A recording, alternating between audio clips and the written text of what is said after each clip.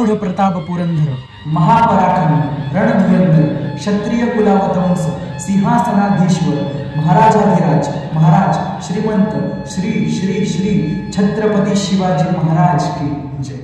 मराठी हे वाजलंच पाहिजे, मराठी चित्रपट अख्ख्या जगभरात पहुंचलाच पाहिजे। So hey guys, welcome back to my YouTube channel and मैं हूं आपका दर्शक। सबसे पहले तो मनापासून अंतर मनापासून from the bottom of my heart thank you so much to each and everyone who subscribed my YouTube channel. आपल्या चॅनलचे टोटल 26,000 सबस्क्रायबर्स कंप्लीट झाले आणि मला अंतर मनापासून इतका आनंद होतो की एकेकाळी हे स्वप्न बघितलं होतं मी माझ्या आयुष्यातले 4 वर्ष घालवले फक्त 1000 सबस्क्रायबर्स गेन करण्यासाठी। फक्त 3 आठवड्यांमध्ये 26,000 सबस्क्रायबर्स कंप्लीट झाले। मी खरं तर रिव्ह्यू व्हिडिओ मी करत नाही, पण आता तरी मला असं वाटतं की मराठी सिनेमांना जास्तीत जास्त प्राधान्य मिळालंच पाहिजे, कारण की ही महाराष्ट्र भूमी ही आपली भूमी आहे, ही मराठी माणसाची भूमी आहे आणि हा मराठी माणूस कधी भेदभाव न करणारा होता आहे आणि कधीच न भेदभाव करणाराच राहणार आहे। सिद्धार्थ जाधव यांनी विलनचा रोल केलेला असून सुद्धा one of the finest actor he is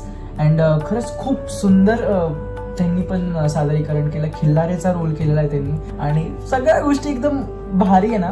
आणि एक महत्त्वाचं सांगायचं एकच व्यक्त करू इच्छितो की जर मराठी चित्रपटांना सुद्धा जर तामिळ, तेलुगू, बॉलिवूड ह्या चित्रपटांना एवढे जर बजेट भेटले, मराठी सिनेसृष्टीत अख्खा देश पोचू शकतो। इतकी ताकद आहे मराठी चित्रपटांमध्ये। Doesn't matter is it of any genre, but जितका प्रतिसाद तुम्ही हिंदी मूवीजला देतात तितकाच प्रतिसाद आपण मराठी मूवीजला सुद्धा दिला पाहिजे। जर मराठी मूवीज 5-10 करोडच्या बजेटमध्ये इतक्या सोन्यासारखं सादरीकरण करू शकता, जर त्यांच्याकडे साऊथ आणि बॉलिवूड इतके 250-300 करोड इतकं बजेट भेटले तर त्या सोन्याचं पिवळं कसं काय नाही होणार।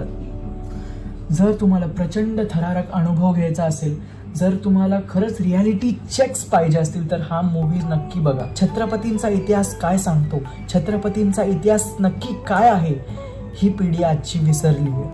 पूर्वीच्या काळी शेतकऱ्याला, फार्मरला बळीराजाचा मान दिला होता, त्याच बळीराजाचे लोचके तोडून खात आहेत। शेतकऱ्याच्या जमिनी विकून राजकारणी लोक त्यांच्याच जमिनीवरती बंगले बांधतायत। या सगळ्या गोष्टी तुम्हाला या चित्रपटामध्ये पाहायला मिळेल। समजा एका शेतकऱ्याने टमाटे उगवले, तो प्रत्येक पिकाला मुलासारखं वाढवतो। समजा शेतकऱ्याच्या प्रत्येक टमाट्याचा कॅरेट 20 ते 30 किलोचा असेल, जेव्हा शेतकरी त्या टमाट्याचे 30-40 कॅरेट मार्केटला विकायला जातो तेव्हा त्याला पर कॅरेट 200, 250, 300 रुपये मिळतात।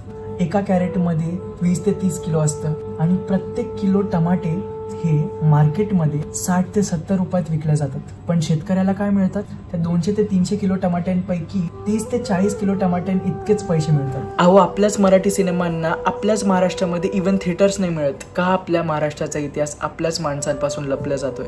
हा माझा जॉनरा नाही, पण व्हिडिओ जर तुम्हाला नक्कीच इन्फॉर्मेटिव्ह आणि आवडला असेल तर नक्की या व्हिडिओला लाईक करा, चॅनलला सबस्क्राईब करा आणि खरंच थँक्यू सो मच। परत एकदा तुम्ही इतका मला प्रतिसाद देऊन राहिले आणि लवकरच खूप मोठ्या गोष्टी घेऊन येणार आहे तुमच्यापर्यंत।